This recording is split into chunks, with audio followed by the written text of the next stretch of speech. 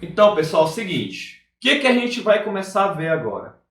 Emendas constitucionais, emendas à Constituição. Pessoal, olha, essa terceira espécie normativa é quando eu quero propor um projeto de emenda à Constituição, as famosas chamadas PECs, ok? O que eu preciso, qual é a diferença do procedimento legislativo nas emendas à Constituição para a lei ordinária e lei complementar? Pessoal, a gente vai ter 4 principais diferenças. O quórum, a iniciativa, a participação do executivo e a questão das cláusulas pétreas, gente. Essa é a principal diferença. São 4 diferenças que vocês têm que saber para as outras 2 espécies normativas. Beleza? Vamos passar a abordar cada uma delas. Primeiro, gente, quórum. Eu estava falando com vocês agora há pouco, para fechar o raciocínio, da questão do quórum. Então, olha só. O quórum das emendas é completamente diferente com base no artigo 60. Artigo 60, parágrafo 2º. A proposta de emenda à Constituição será discutida e votada por cada Casa do Congresso Nacional em 2 turnos, sendo aprovada, considerando-se aprovada se ambos tiverem 3/5 dos votos dos respectivos membros.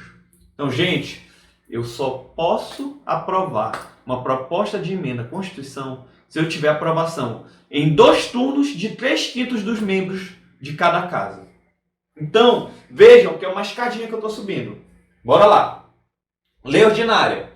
Simplesmente eu tenho que ter a maioria dos presentes, desde que esteja presente a maioria absoluta. Beleza. Lei complementar. Eu simplesmente tenho que ter votação da maioria, aprovação da maioria absoluta. Emendas à Constituição. Não basta mais só a maioria absoluta. Eu tenho que ter 3/5 em 2 turnos. Então, gente, tá aqui a formulazinha. Eu tenho que ter 2 turnos de votação em cada casa. Em cada turno desse, em cada casa, eu tenho que ter aprovação de 3/5 dos membros dos parlamentares, gente. Então, essa formulazinha aqui já serve bonitinho para a gente entender como é que a gente faz a questão das emendas constitucionais. Como é que ocorre, ok?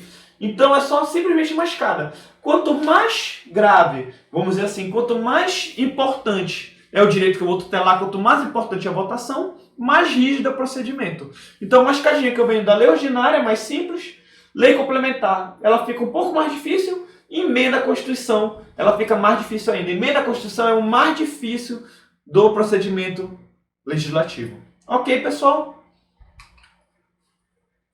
Então, essa foi a primeira diferença. Qual é a segunda diferença, Thiago? Iniciativa, gente.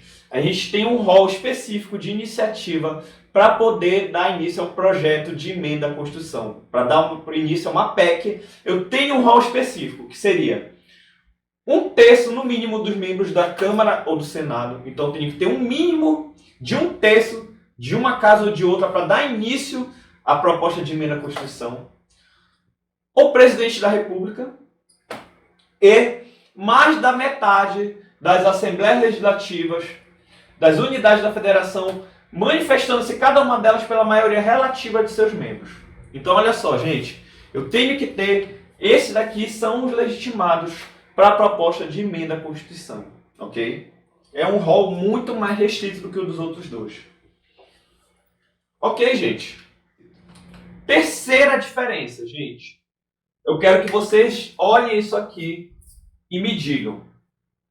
A emenda à Constituição será promulgada pelas casas da Câmara dos Deputados e do Senado com o respectivo número de ordem. Gente, vocês viram alguma coisa nesse artigo falando do presidente da República? Bora olhar de novo. A emenda à Constituição será promulgada pelas mesas das câmaras do Deputado e do Senado Federal. Viram alguma coisa? Gente, é porque não tem. Olha essa pegadinha de concurso de OAB, do que vocês quiserem, gente.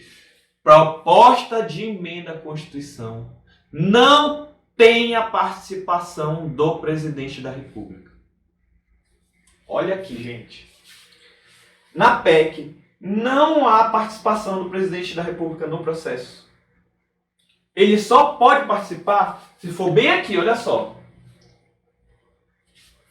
Na iniciativa. mas no procedimento de deliberação ele não participa, ele não vai vetar ou sancionar um projeto de emenda à Constituição, gente. Ele só participa se ele der início ao projeto.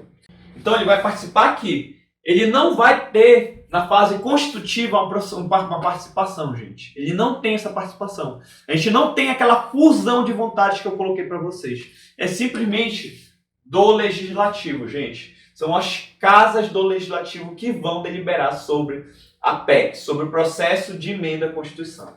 Ok? A quarta diferença da emenda à Constituição para as outras espécies legislativas é o seguinte. Tem certas partes da Constituição que não podem ser emendadas. Tem certas partes que não podem ser objeto de emenda à Constituição. Então, olha só. O artigo 60, parágrafo 4º, coloca as chamadas cláusulas pétreas. Então, olha só, bora ler. E aí eu vou fazer um parênteses com vocês. Não será objeto de deliberação a proposta de emenda à Constituição tendente a abolir. E aí ele coloca 4 casos aqui. A forma federativa de Estado, ou seja, não pode deixar de ser uma federação, eu não posso fazer uma proposta de emenda à Constituição para abolir a forma federativa. O voto direto, secreto, universal e periódico. A separação de poderes. E os direitos e garantias individuais.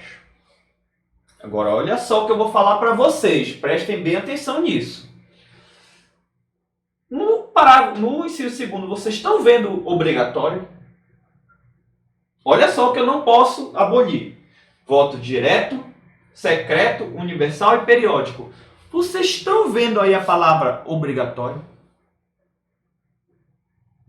É porque, gente, não há nenhuma proibição de que tenha uma emenda constitucional que possa deixar o voto facultativo. Não há nada nas cláusulas pétreas que diga que não pode ser facultativo. Eu não posso deixar de ser direto, ou seja, eu não posso fazer votação indireta.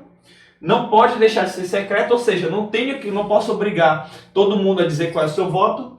Não pode deixar de ser universal, ou seja, eu não posso fazer restrições. E não pode deixar de ser periódico, ou seja, eu não posso votar em alguém e ficar lá para sempre. Então, essas são as vedações. Agora, obrigatoriedade, não tem restrição nenhuma de uma proposta de emenda à Constituição que venha tratar disso. Ok? Essa é a primeira coisa. Segundo, direitos e garantias fundamentais. Gente, aí eu vou ter que perguntar para vocês. A gente vai ter que fazer um processo de interpretação aqui. Não será objeto de deliberação proposta de emenda constitucional, e aqui está a chave, gente. Essas palavras bem aqui. Proposta de emenda constitucional tendente a abolir. Tendente a abolir. Gente, isso quer dizer que eu posso fazer uma proposta de emenda à Constituição que venha restringir um direito a uma garantia fundamental, desde que não seja tendente a abolir. Porque muita gente boa fala, eu não posso ter proposta de emenda para restringir direitos e garantias fundamentais. Mentira! Isso é mentira, gente. Isso aí é uma falácia. Eu posso ter sim. O que eu não posso é ter proposta tendente a abolir. Abolir. Ok? Então eu posso ter uma proposta de emenda à Constituição que venha restringir um pouco o direito fundamental. E não tem problema nenhum nisso. Desde que eu faça o seguinte. Eu estou restringindo o direito fundamental para privilegiar outro. Então eu diminuo um pouco esse aqui para aumentar o outro. Sem problema nenhum. O que eu não posso também é tender a abolir. Ou seja, olha, eu vou acabar com a liberdade. Não posso fazer isso. Agora, se eu diminuir um pouco a liberdade para aumentar o direito à vida, por exemplo, perfeito, não tem problema nenhum. Ok, gente? Então não confundam isso. Isso aqui é danado para ter pegadinha em concurso OAB, gente. Ok. Estamos de acordo com isso? Então olha só para voltar aqui. Venham comigo. Principal diferença da emenda à Constituição no processo legislativo. O quórum diferenciado, 2 turnos em cada caso, com no mínimo 3 quintos de aprovação. Ok? A iniciativa é um rol pequeno de legitimados. Participação do executivo, não há participação do executivo, a não ser que seja na iniciativa. e cláusulas pétreas. Eu tenho restrição do que eu posso propor de emenda à Constituição. Ok, gente. Ficou claro isso? Vocês estão com alguma dúvida em relação a isso? Então, bora só fechar o raciocínio. Passou as 4 diferenças. O que nós vamos entrar na aula que vem, gente? Medidas provisórias, ok? E aí eu já vou fazer essa pausa aqui pra gente poder, que eu não vou entrar ainda em medidas provisórias com vocês, beleza? Então no vídeo que vem a gente vai entrar já bem aqui em medida provisória. Isso é o que está faltando, junto com outras espécies normativas. Beleza, gente? Muito obrigado por vocês terem ficado comigo até aqui, pessoal. Eu espero que tenha ficado tudo claro. E na aula ao vivo a gente tira todas as dúvidas, beleza? Agora eu quero deixar claro para vocês uma coisa.